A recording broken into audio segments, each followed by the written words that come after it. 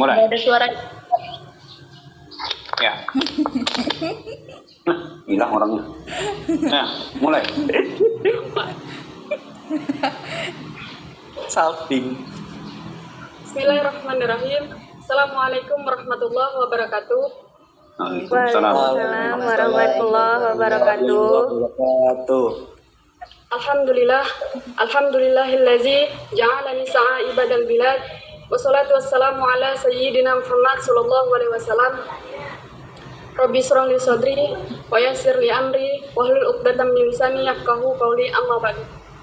Pertama-tama, marilah kita panjatkan puji syukur kita kehadirat Allah Subhanahu wa taala yang mana telah memberi kita beribu-ribu nikmat, salah satunya yaitu nikmat iman dan Islam. Salawat beriring serang senantiasa kita curahkan kepada junjungan kita Nabi besar Muhammad sallallahu alaihi wasallam yang kelak syafaatnya kita nantikan di yaumil qiyamah. Amin Allahumma amin. Amin Allahumma amin. Yang saya hormati dosen pengampu mata kuliah praktik dakwah yaitu Bapak Mulyadi yang insya Allah selalu dalam Allah Subhanahu wa taala, dan kepada teman-teman yang sangat saya banggakan. Berdirinya saya ini ingin bertausiah yang insya Allah bermanfaat bagi kawan-kawan semua. Insya Allah saya beri tema Al-Mar'atus Sholihah, yaitu wanita yang solehah. Sahabat fillah rahimakumullah, setiap manusia yang hidup di dunia tenang akan perhiasan dunia, seperti harta, tahta, wanita, apalagi kuota. Namun di antara perhiasan yang membuat hati kita senang, wanita solehahlah puncak dari perhiasan dunia. Wanita solehah laksana bidadari surga yang diturunkan oleh Allah Subhanahu wa taala ke muka bumi, sehingga menjadi perhiasan terindah bagi manusia. Sebagaimana Rasulullah sallallahu alaihi wasallam bersabda yang diriwayatkan oleh Imam Muslim, dunia mataun wa khairun mata'iya al-mar'atus sholihah. Bahwa wanita adalah sebaik-baiknya perhiasan, dan sebaik-baiknya perhiasan adalah wanita solehah. Sahabat fillah rahimakumullah, sadar atau tidaknya kita wahai perempuan, di dalam Islam wanita sangat dimuliakan. Bahkan Al-Quran pun spesial teman-teman. Quran surah An-Nisa spesial menceritakan wanita, spesial banget wanita, ditutup rapat-rapat auratnya, intan berlian permata itulah kita. Apabila sedikit saja tergores, maka akan menurunkan harga intan berlian permata tersebut. Lalu, bagaimana menurut Al-Quran? Sebagaimana Allah telah berfirman dalam penggalan ayat Al-Quran, Quran surah An-Nisa ayat 34 yang berbunyi, A'udzubillahi minasyaitonirrajim.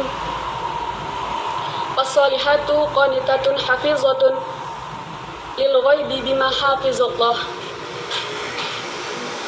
Dari penggalan ayat yang barusan saya baca, dapat kita ambil pelajaran teman-teman, bahwa wanita soleha adalah wanita yang taat oleh perintah Allah. Contohnya, menutup aurat, rajin sholat, puasa tamat, rajin berzakat, puasa tamat hajinya berangkat, kepada Allah selalu taat, dan kepada orang tua selalu hormat.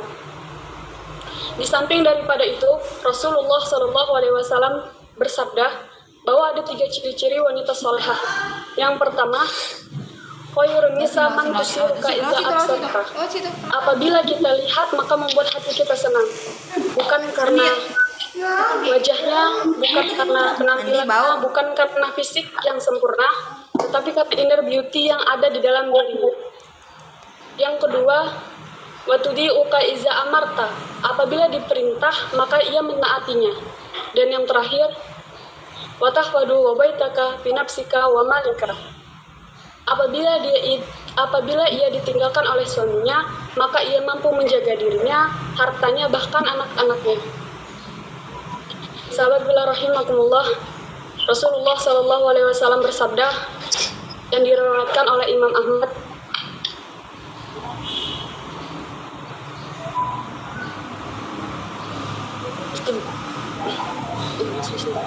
Rasulullah SAW bersabda yang diriwayatkan oleh Ahmad,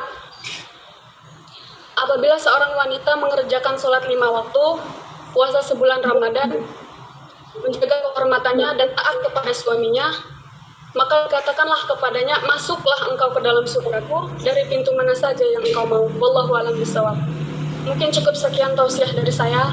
Apabila terdapat kesalahan itu dari saya sendiri, kepada teman-teman saya minta maaf dan kepada Allah saya mohon ampun.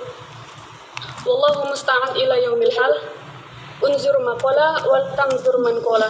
Assalamualaikum warahmatullahi wabarakatuh. Waalaikumsalam Waalaikumsalam warahmatullahi wabarakatuh.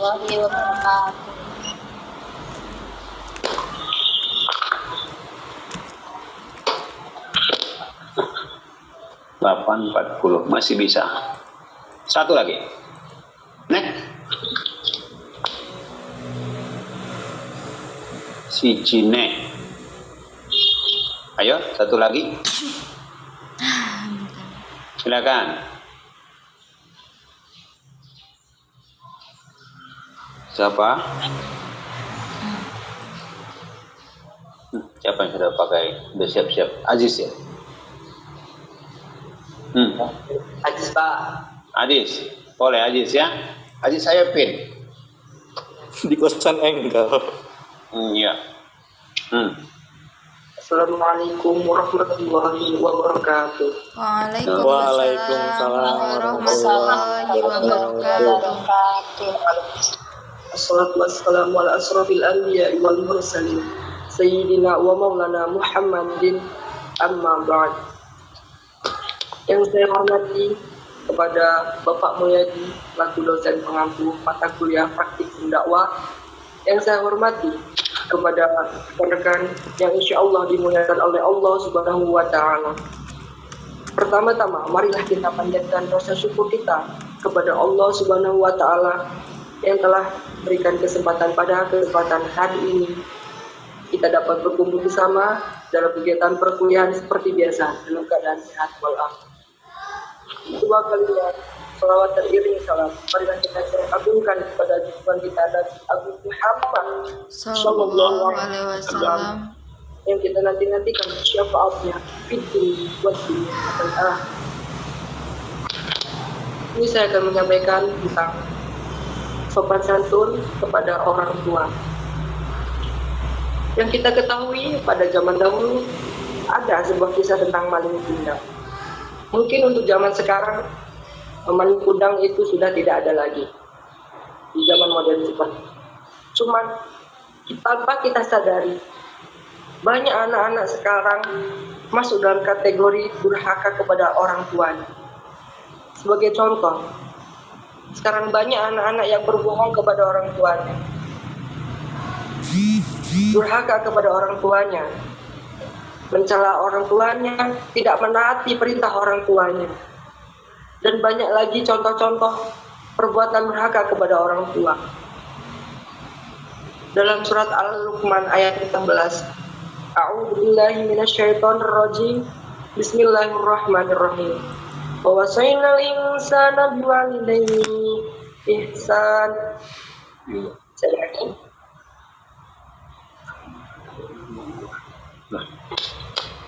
A'udzubillahi minasyaitonirrajim.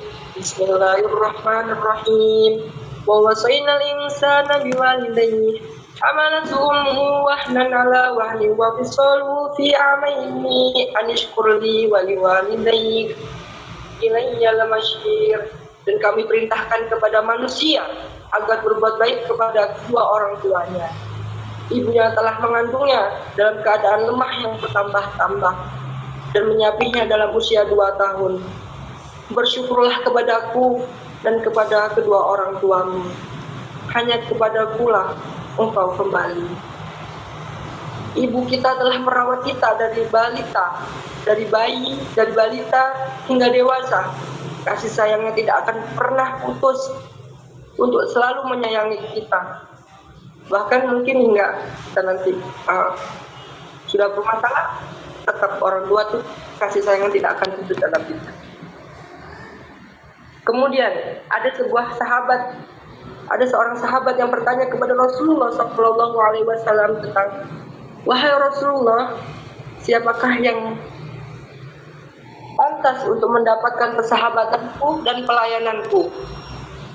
Kemudian Rasulullah Shallallahu Alaihi Wasallam menjawab, ibuku, ibumu, ibumu. Maksud saya ibumu, ibumu, ibumu. Kemudian ayahmu. Nah, begitu sempurna, khususnya posisi ibu di mata Rasulullah Shallallahu Alaihi Wasallam. Islam pun menganjurkan agar kita tetap berbuat baik kepada kedua orang tua kita, walaupun mungkin kedua orang tua kita musyrik ataupun perbuatannya kurang baik, tapi kita tetap wajib menghormati kedua orang tua kita. Ada beberapa hal yang perlu kita perhatikan. Yang pertama, kita harus taat dan berbakti kepada orang tua kita.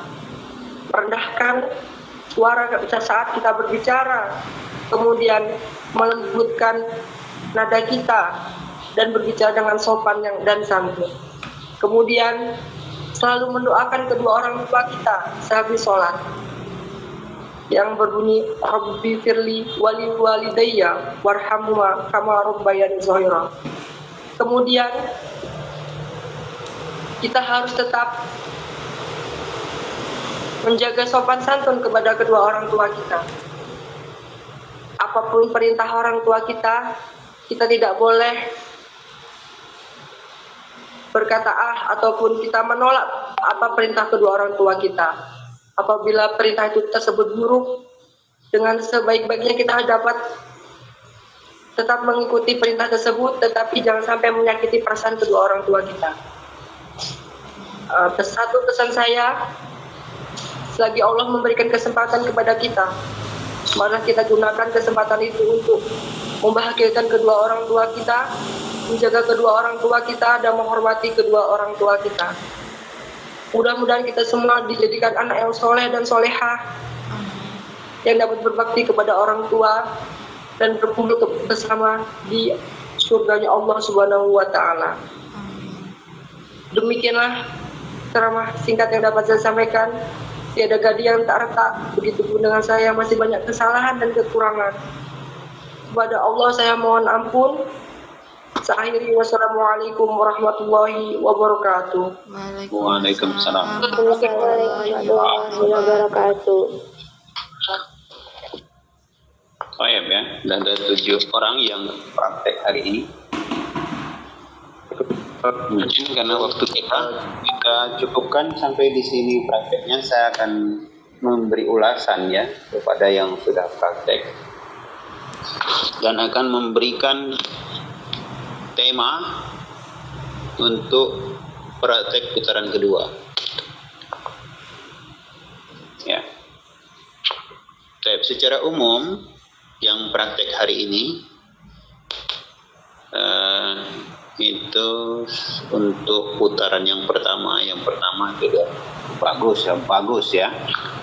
Akan ada yang sudah pintar yang menyampaikan, berani anggap suaranya. Hanya saja mungkin ada beberapa yang ingin saya sampaikan. Kalau seandainya saudara, ini kan banyak yang duduk, jadi ada beberapa orang tadi yang sudah mencoba berdiri. Yang pertama tadi si Faizal, tapi karena tidak ada yang pegang HP-nya jadi suara putus. Kemudian ada tadi siapa, Dewi Selvia tadi ya. Saya ingin performa saudara itu secara utuh saya nggak bisa mengamati ya, karena posisi duduk. Bedakan kalau saudara menguasai diri ketika saudara berdiri, menyampaikan secara berdiri dengan dalam keadaan duduk. Sebenarnya itu yang ingin dilatihkan dalam kelas itu. Saya kalau duduk itu, orang kalau duduk relatif groginya bisa dikendalikan karena itu. Tapi kalau berdiri beda itu. Nah, saya ingin mengajak melalui praktek kelas ini saudara bebas dari penyakit itu dulu. Bagaimana bicara di depan orang-orang sambil berdiri dengan lapang dan tupang itu yang perlu dilatih. Karena itu mungkin yang lain nanti yang depan mungkin bisa diupayakan agar bisa minta bantuan kawan yang lain ya, teman yang lain untuk bisa pegang HP-nya bagaimana. Atau HP-nya seperti kata saya kemarin diikat di kayu, dengan sapu diikat, di setel dulu terus diikat pakai tali rapia itu. Ya saudara bisa lapang berposisinya. Saya ingin lihat juga gial saudara itu seperti apa, ya, ketika menyampaikan sesuatu itu. Tapi yang paling substantif adalah bagaimana saudara benar-benar bisa bebas dari penyakit utama yang kemarin kita bahas, yogi itu. Ketika kita beda itu orang sambil duduk dengan sambil berdiri itu beda anunya, gangguan pada penyakit gugup itu mengganggu itu, kita lebih nyaman, lebih tidak ketara gugupnya itu kalau duduk, beda dengan ketika berdiri. Nah itu juga harus dibebaskan menurut saya dalam praktek itu. Itu. Kemudian pada poin adab tausiah ya. Adab tausiah. Saya minta berharap kepada saudara menjadikan kelas ini sebagai laboratorium. Ini kan mestinya kan praktikum itu ada dalam laboratorium. Karena itu maka kelas ini mesti dijadikan laboratorium. Apa itu laboratorium? Kita bisa mengkondisikan dalam keadaan yang sebenarnya. Artinya forum ini, kelas ini bisa saudara format menjadi seakan-akan forum sebenarnya gitu. Ya kan? Karena itu dalam adab tausiah mungkin tidak perlu menyapa saya sebagai dosen pengampu ketika saudara mengisi pengajian majelis taklim misalnya, karena saya belum tentu hadir di situ,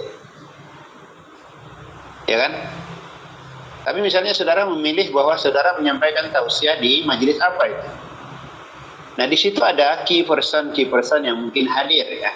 Nah itu yang perlu saudara perhatikan. Saya nggak disebut nggak apa-apa dalam kelas ini, ya kan? Karena saya ingin membawa saudara menjadikan kelas ini sebagai laboratorium. Atau mau pakai nama saya juga boleh, mungkin dalam kapasitas yang lain, bukan bagi dosen pengampu, dosen praktikum dakwah. Sudah tahu saya dosen praktikum dakwah bagi saudara itu. Tapi saudara mengkondisikan kelas ini sebagai laboratorium saudara. Ya, saya ingin menyampaikan tausiah ini di majelis pengajian Risma misalnya. Maka mungkin saudara akan menyapa para pengurus Risma, ya kan, pembina Risma. Mungkin saya kalau mau pakai nggak ada nama lain yang bisa diingat, nama Pak Mulyadi sebagai pembina Risma yang hadir di situ. Jadi bukan dosen praktikum dakwah. Maksud saya seperti itu, ya kan? Kalau misalnya saudara menciptakan, menganggap bahwa kelas ini adalah majelis pengajian ibu-ibu, di situ mungkin hadir. Ya, kalau dikondisikan sebagai majelis pengajian ibu-ibu, yang lain yang laki jangan merasa bahwa dia ke ibu-ibu, bukan. Ini teman kita sedang berlatih, dia di tengah majelis ibu-ibu, itu loh maksud saya. Kalau saudara mengisi di forum majelis peringatan di acara besar yang di situ banyak hadir orang-orang penting, tinggal levelnya seperti apa. Misalnya kalau saudara memformat, saudara praktek mengisi tausiah di sebuah forum, di situ misalnya banyak hadir orang-orang penting misalnya. Tergantung levelnya, di tingkat lurah, tingkat kelurahan, tingkat desa, tingkat kecamatan, tingkat kabupaten, tingkat provinsi atau bahkan internasional sekalipun ya. Nah di situ maksud saya ada unsur yang perlu saudara perhatikan adalah adab tausiah. Apa yang penting dari adab tausiah itu adalah menyapa key person yang ada yang sempat hadir, tapi tidak bermaksud dengan mengabsen mereka. Jadi beda ya, beda menyapa key person dengan mengabsen mereka. Kalau saudara ngabsen, habis waktu saudara ngabsen yang hadir. Tapi kalau menyapa sebagai wujud takdim, sebagai bagian dari adab tausiah, itu menjadi sebuah poin ya, bagi pentausiah. Ya, jadi jangan ke depan mestinya tidak lagi Pak Mulyadi sebagai dosen praktikum dakwah, tapi saudara sedang menjadikan kelas ini kelas jamaah apa saudara? Ya kan? Oke, kalau mau pakai nama saya, mungkin saya dalam kapasitas sebagai apanya di situ? Mungkin ketua takmir masjidnya, kalau saudara ngisi di masjid ya. Ya, maksud saya seperti itu. Saudara jadi sudah terbawa dengan kondisinya. Saya ingin melihat poin dari adab tausiah itu, kemampuan saudara.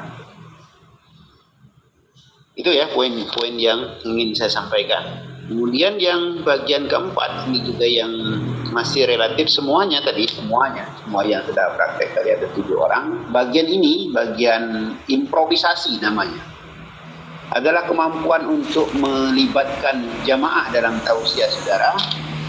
Ini poin ini masih yang tadi perlu dikembangkan lagi. Apa itu misalnya? kita bisa melontarkan pertanyaan. Hadirin sekalian, apa ada yang sudah tahu tentang ini? Bagaimana pendapat hadirin tentang ini? Itu untuk melibatkan atau merupakan penegasan, betul ini? Betul tidak? Itu ungkapan-ungkapan yang bisa menjadi apa? Pengikutan, ya, pelibatan jamaah pada tausiah kita. Itu ya, itu yang perlu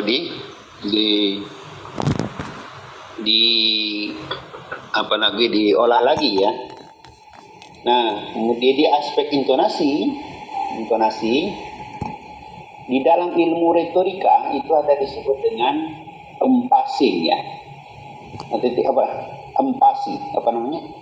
Adanya empasis istilah dalam retorika itu. Atau dalam bahasa kita titik tekan. Atau kalau disederhanakan lagi poin utama dari keseluruhan dari tema yang ingin kita bawakan. Poin utamanya. Pada poin-poin itu intonasinya mungkin berbeda dari keseluruhan intonasi yang kita pakai. Penekanan-penekanan di situ. Ya, kalau dulu saudara belajar hadis dakwah, ada Nabi mengulang ya, agar poin itu menjadi tertanam dengan baik, ya, di benak mad'un saudara. Poin itu sampai, kan? Pada daya penekanan suaranya. Nah, ada beberapa bacaan Quran tadi yang keliru, mungkin ya diperbaiki ya. Ke depan lagi pastikan betul ayat itu dikuasai. Tadi Elsa ada salah itu ya, ayatnya dikoreksi lagi bacaan ketika membaca ayat. Itu ya diperbaiki nanti ke depan. Nah, siapa tadi? Misbahul Anam. Mana Misbah? Halo, Misbah. Mana Misbahnya? Dari Allah, Pak. Ya. Wow, yang mantap membayang, tapi merem loh, jadi agak ganggu loh kan. Merem Pak, apa memang begitu gayanya itu? Suka merem Pak kalau serius.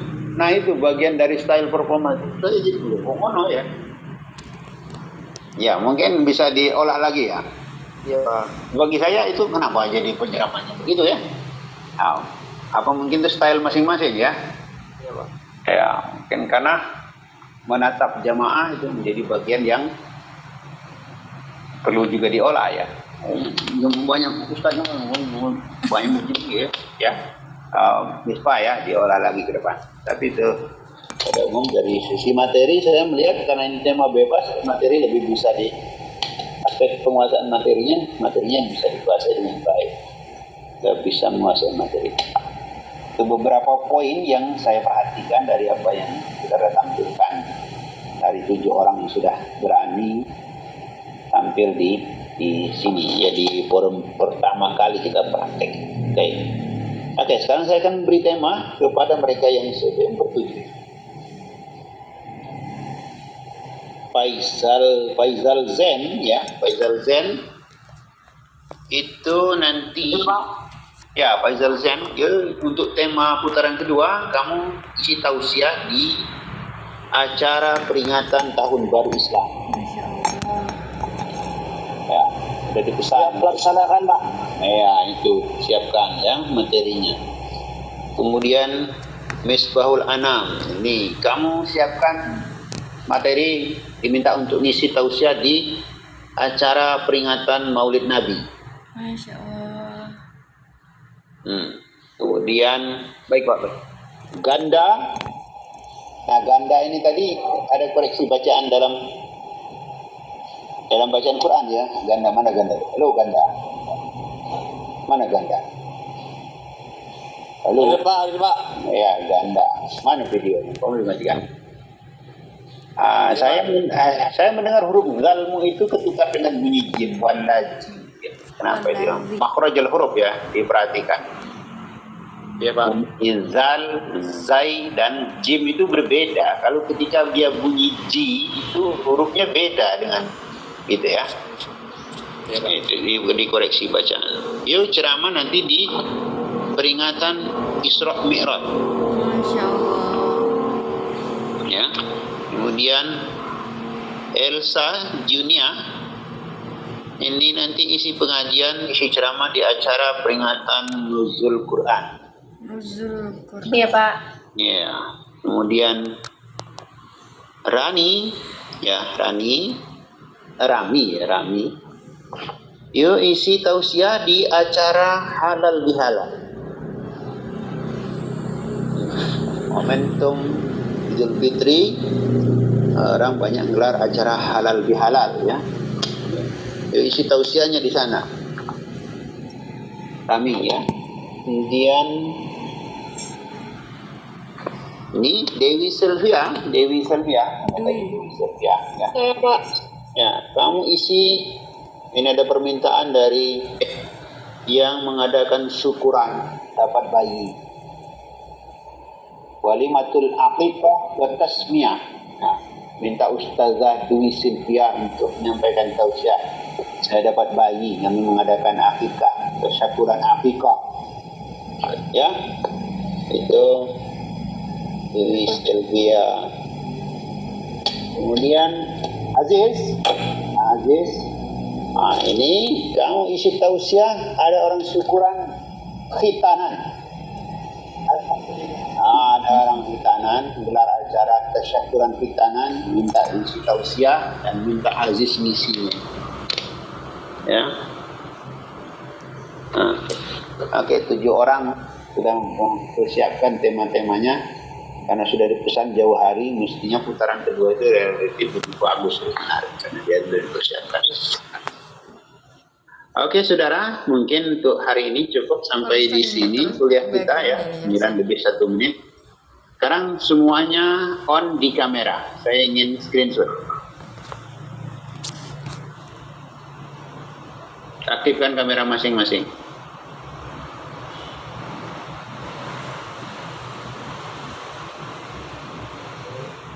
Halo? Ya Pak. Ada yang baik? Iya Pak. Ini masih banyak ini yang masih bulat-bulat nih, orang masih ada, udah pulang, udah pergi, atau tidur, HP-nya hidup, orang tidur. On kamera masing-masing, hidupkan kameranya. Rizka Melianti, ganda mana tadi ganda? Muhammad siapa ini? Ini hidupkan kameranya. Saya akan screenshot, pasang muka yang bagus supaya hasilnya bagus juga. Oke, 1, 2, 3.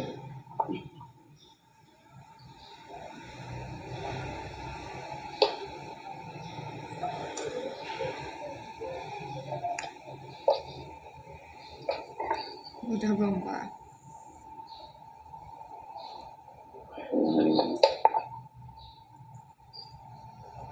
Ya, cukup? Ya. Absennya di grup, Medi, di list absennya di grup ya. Udah Pak? Ya. Baik, hari ini cukup. Kita akhiri kuliah dengan kifaratul majlis. Subhanallah wa bihamdihi.